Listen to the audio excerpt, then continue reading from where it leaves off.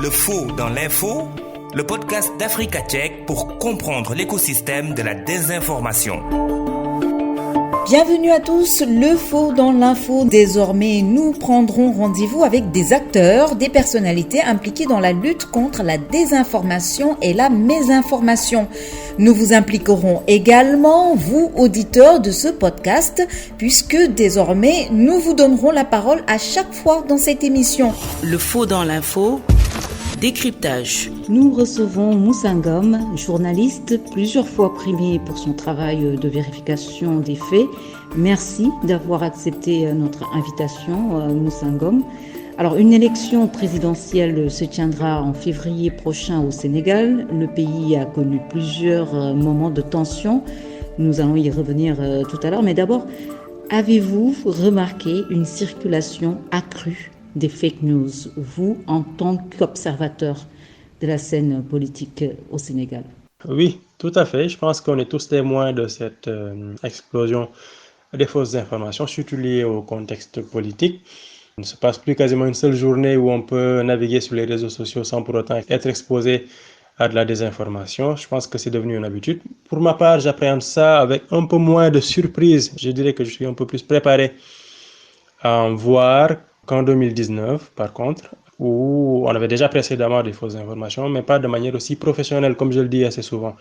Mais oui, il y a une accumulation de fausses informations dans ce contexte de préélection. Pourquoi est-ce que la désinformation est utilisée à des moments cruciaux, comme par exemple avant des élections ou pendant même les élections?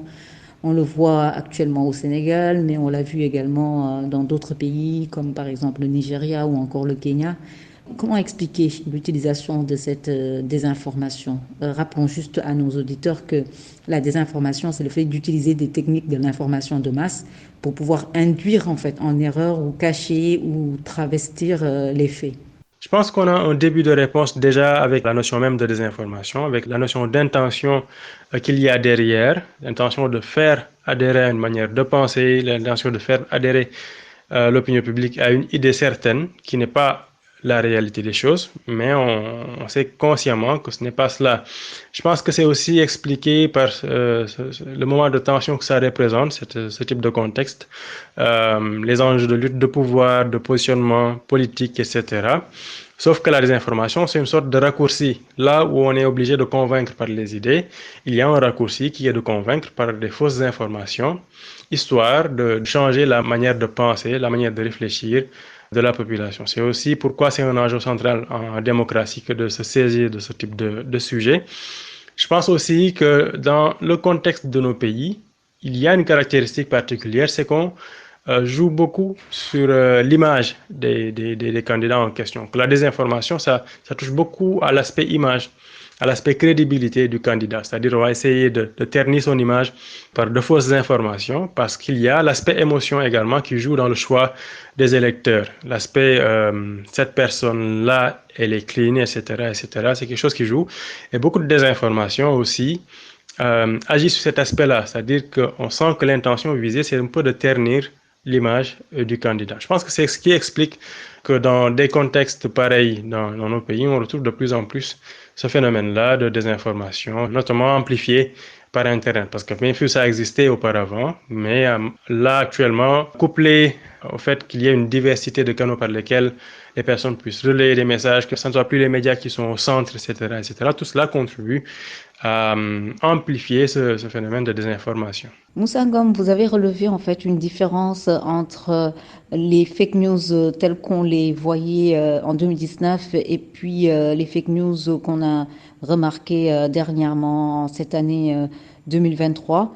Vous avez parlé de professionnalisation de la chose. Alors, qu'est-ce qui a changé en fait et pourquoi utiliser ce terme de professionnalisation?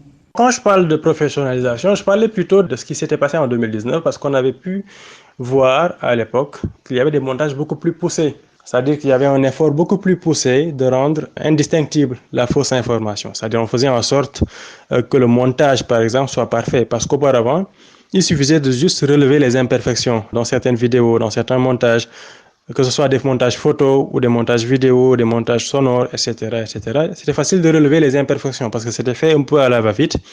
Et souvent, c'était avec un but de dérision derrière, c'était pas très, très sérieux. Mais en 2019, on a vu que c'était un peu plus professionnel. J'ai vu pour ma part que c'était un peu plus professionnel pour les sujets sur lesquels j'avais travaillé. Donc, je pense qu'on est plus dans cette logique-là en 2023. Ça se poursuit en 2023. Donc, on voit même parfois des vidéos qui sont du type de deepfake, pas encore très poussées.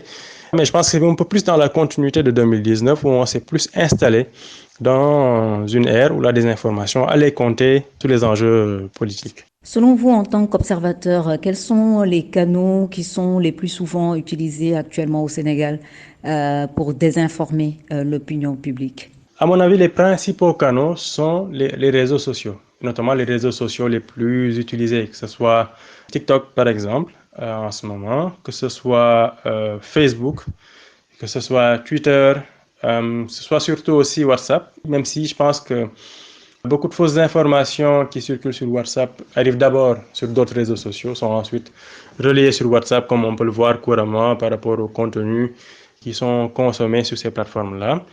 Mais oui, il y a l'ensemble des réseaux sociaux, l'ensemble des applications de messagerie qui sont assez populaires ici au Sénégal, qui sont utilisées comme des canaux de désinformation. Les smartphones sont utilisés par un grand nombre de Sénégalais.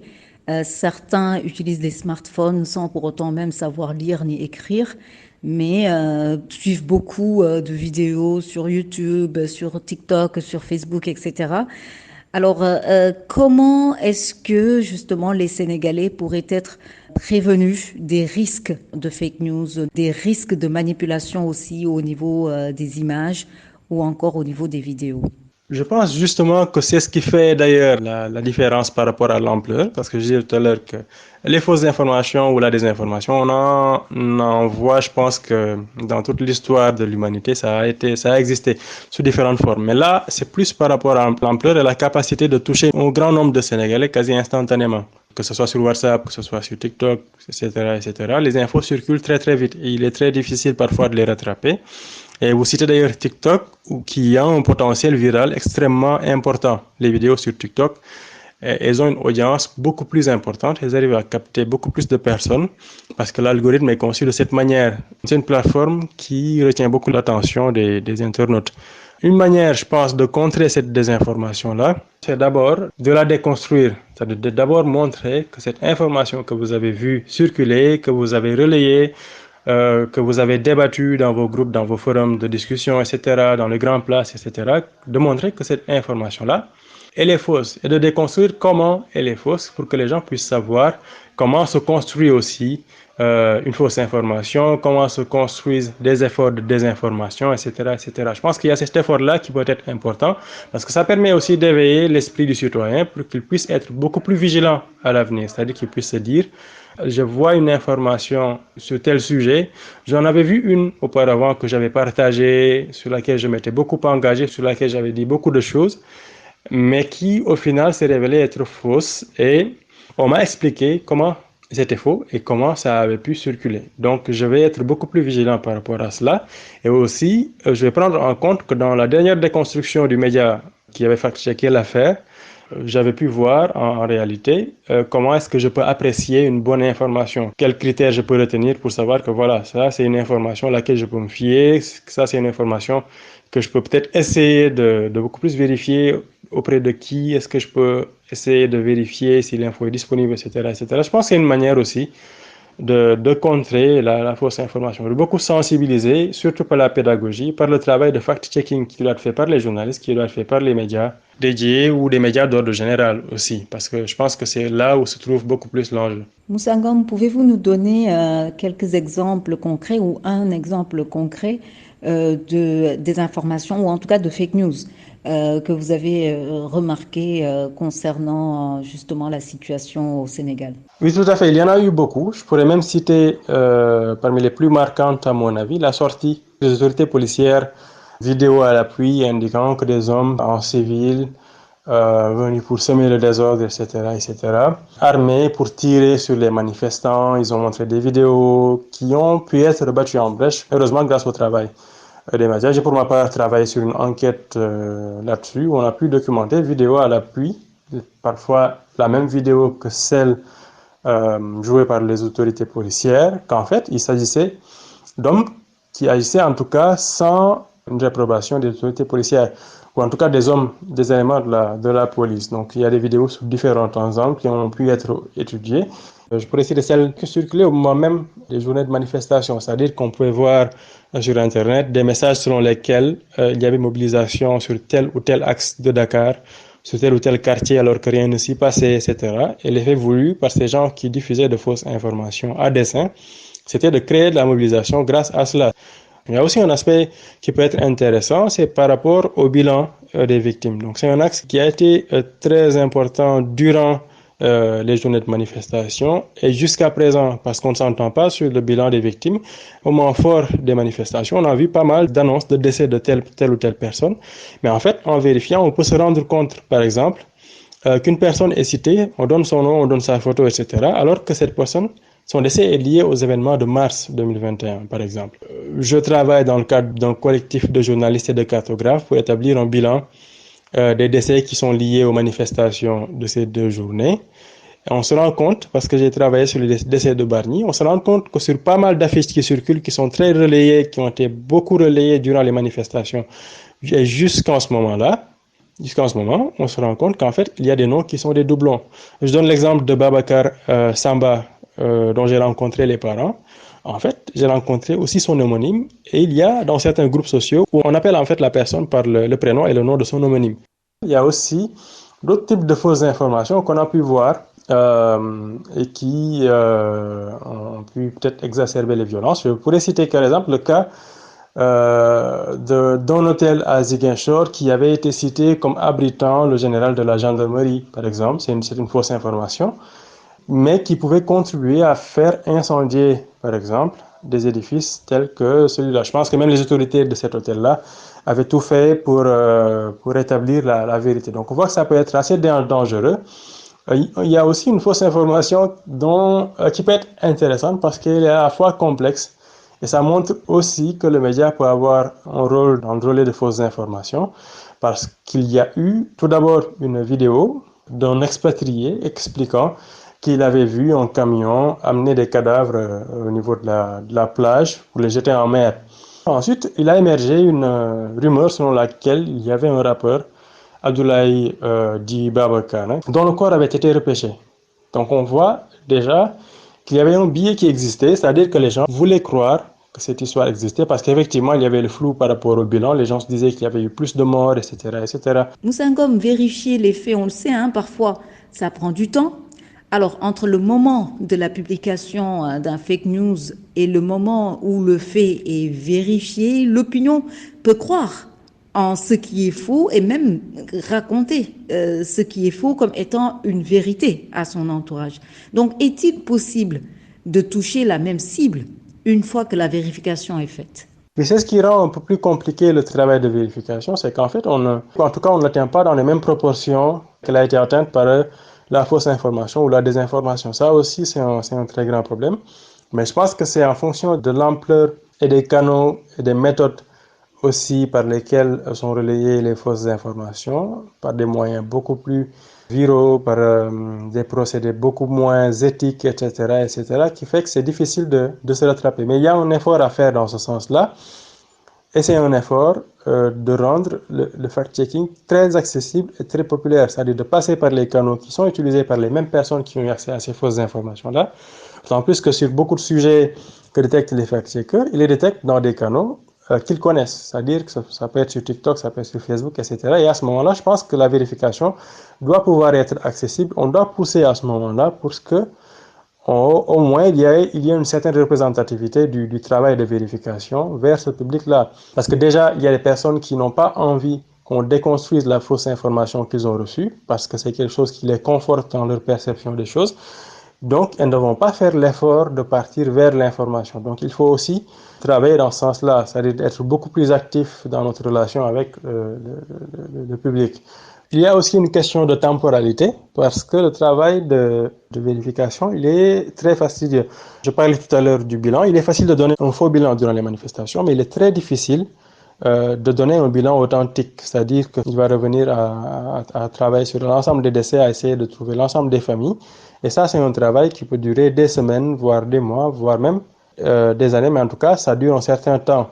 Donc, ce qui fait que la fausse information aura le temps de circuler, d'être digérée, d'être consommée, et le public sera presque passé à autre chose lorsque le travail de vérification sera disponible. Mais tout de même, je pense qu'il y a quelque chose qui est possible, c'est-à-dire faire en sorte que le public puisse se dire que nous recevons beaucoup de fausses informations durant ce type d'événement, mais il y a des médias qui mettent à disposition ce qu'ils savent, parce qu'on n'a pas forcément besoin de savoir sur le coup quel est le bilan des victimes. Vous pouvez essayer de faire le nécessaire pour authentifier, pour vérifier, etc., etc. Mais si on ne sait pas, on n'est pas obligé de dire qu'on a tel bilan ou se précipiter à donner une information au risque de faire une erreur. Nous recevons Moussa Ngom, journaliste plusieurs fois primé pour son travail de vérification des faits. Moussa Ngom, restez avec nous. Écoutons tout de suite un micro-trottoir réalisé par Asmo Marlo, un micro-trottoir qui synthétise l'opinion de plusieurs Ouest-Africains. Moi, je m'appelle Yaya Diallo. Bon, à propos des fake news, ça profite à certaines personnes ou bien à certains partis. Comme vous parlez des élections, donc ça veut dire que ça profite à certains partis politiques. S'il y a fake news, c'est parce que les journalistes classiques, comme on les appelle d'habitude, les journalistes qu'on connaissait avant, ils ont failli à leur mission. Par exemple, on se disait que tout ce qu'on te parle à la radio ou à la télé, c'est la vérité. Bon, je m'appelle Djibi Mamadou Diallo. Une conséquence désastreuse parce que la vérité se perd. Et quand la vérité se perd, la manipulation a atteint un degré tellement critique. Je donne juste un petit exemple. Ce sont les propos de Seigneur Mansour Djamil. Il y a eu une manipulation exceptionnelle qui a été faite là-dessus, qui a fait que beaucoup de Sénégalais l'ont dénigré sans pour autant savoir ce qu'il avait dit véritablement. Parce qu'on coupe 8 secondes de votre discours et après tout le monde vous juge par rapport à cela. Je voulais aussi ajouter une chose. Avant, je suis né en 72, j'ai 52 ans. Donc avant, nous, pour savoir ce qui se passe dans ce pays, on attendait 20 heures à la RTS ou bien à la ORTS pour savoir ce qui se passe dans ce pays. Maintenant, même les journaux qui peuvent t'informer demain, moi je sais les journalistes qu'est-ce qu'ils vont écrire demain parce qu'il y a les réseaux sociaux. Et maintenant, ils sont plus fiables. Même les journalistes classiques là, eux-mêmes, ils font des fake news. Juste pour vendre leurs journaux, pour avoir une audience, ils font des fake news. Merci à Asmo Marlo qui a recueilli ses propos. Nous poursuivons notre entretien avec notre invité Moussa Ngom, journaliste plusieurs fois primé pour son travail de vérification des faits. Alors, Monsieur Ngom, des questionnements sont ressortis du micro-trottoir. Certains intervenants se demandent à qui profitent les fake news en période électorale. Je pense que la réponse vient très vite. Ça profite aux candidats, aux différents camps qui se positionnent pour le pouvoir, pour remporter la mise. Je pense que c'est à eux que profitent les fausses informations. Il peut y avoir des velléités extérieures à ces acteurs-là. On l'a vu ailleurs, dans pas mal d'élections, surtout en Occident. Je ne pense pas que ce soit pour le moment le cas au Sénégal, mais voilà. Ça profite surtout aux acteurs, ça profite également à des personnes qui soutiennent tel ou tel acteur aussi, qui peuvent s'impliquer dans la désinformation pour atteindre leur objectif de voir leur candidat ou celui qui a leur sympathie remporter la mise en quelque sorte. Parmi les intervenants également du micro-trottoir, un d'entre eux se demande si les journalistes des médias traditionnels n'ont pas failli à leur mission. Qu'est-ce que vous en pensez ? Je pense oui qu'ils ont failli dans une position secondaire parce qu'il n'y a pas d'effort pour vraiment plus pousser sur le fact-checking, ou en tout cas plus pousser pour que la vérification soit très très ancrée dans pas mal de rédactions. Mais je pense qu'en premier lieu, c'est l'effort de fournir plus d'informations. C'est sur ce plan-là qu'il y a aussi faillite, à mon avis. Parce que je dis il y a ce manque d'informations-là qui pousse beaucoup de personnes à consommer ce qu'ils retrouvent sur Internet. C'est parce que de l'autre côté aussi, les médias ne leur proposent pas quelque chose d'assez conséquent et ils se rendent compte également, parce qu'il y a un certain manque de rigueur, que pas mal d'informations qui leur viennent des médias souvent ne sont pas avérées. Donc il y a ce travail-là qui devrait être fait par ces médias traditionnels pour renforcer leur crédibilité, pour renforcer aussi leur présence, leur couverture de ces événements-là, essayer de fournir le plus d'informations possible, authentifiées, vérifiées, au public et aussi essayer de leur donner une option pour beaucoup plus savoir quelle est la bonne information de la fausse parmi ce qui circule sur Internet. C'est-à-dire qu'ils puissent voir une info circuler sur Internet, qu'ils puissent s'en remettre aux médias qui puissent leur dire qu'en fait cette information elle est fausse après vérification par nos services. Ça, c'est aussi un atout important des médias et je pense qu'ils ne se saisissent pas de cette opportunité-là. La nécessité de la rentabilité du média traditionnel pousserait-elle certains médias traditionnels à emboîter le pas des fake news afin de créer le buzz et justement d'avoir un peu plus de clics au niveau de leur page YouTube, entre autres? Oui, tout à fait. Je pense que malheureusement, c'est une situation assez regrettable parce qu'on peut le voir pour les revenus YouTube, pour les revenus de la monétisation. Certains sont prêts à vraiment emboîter le pas de la fausse information. Parfois, c'est fait à dessein, parfois, c'est fait involontairement, mais avec une très grande responsabilité parce qu'il y a un manque de rigueur par rapport à la vérification. Ça, on le voit très, très souvent, c'est-à-dire la course à la primeur de l'information, à vouloir ne pas être le dernier à relayer une telle ou telle information pour ne pas perdre le nombre de clics qu'on aurait pu obtenir par ce biais. Ça pousse beaucoup de personnes à diffuser des informations beaucoup de médias à diffuser de fausses informations qui ne prennent pas le temps de vérifier malheureusement. Donc c'est une situation assez déplorable et je pense qu'il faut aussi en appeler à la responsabilité des journalistes et des médias sur ces questions-là. En tenant compte de la composition de la population sénégalaise et en tenant compte des spécificités de la société sénégalaise, quels sont les conseils que vous pourrez donner justement de manière générale afin que les populations puissent faire attention un peu plus aux fake news ou en tout cas puissent déceler assez rapidement les fake news? Je dirais d'abord que je ferai référence surtout à la notion de vérité et de son importance dans nos différentes religions, dans nos croyances, etc. La part qu'on accorde à la vérité, on n'en est pas exempté sur Internet, sur les réseaux sociaux, et on n'en est pas exempté en relayant une fausse information et en le faisant sciemment. Donc, il faut aussi se rendre compte qu'on a une petite responsabilité lorsqu'on relaie une information qui n'est pas exacte, dont on sait qu'elle n'est pas exacte. Parmi les conseils que je pourrais donner à la population sénégalaise, c'est aussi de bien sélectionner les sources de leurs informations, de bien voir par rapport à la crédibilité du média en question, d'être assez prudent également par rapport aux informations qui nous viennent de première heure, qui ne sont pas encore confirmées par d'autres sources. Ça aussi, c'est important à mon avis. Et aussi être vigilant par rapport au partage d'informations sur nos différentes plateformes, surtout sur WhatsApp. À chaque fois qu'on partage sur notre groupe, on relaie, on amplifie le message. Donc, il y a un effort de vigilance à mettre en œuvre à ce niveau-là. Je leur dirais aussi de faire très attention à certaines formules qui souhaitent les pousser à partager sans vérifier.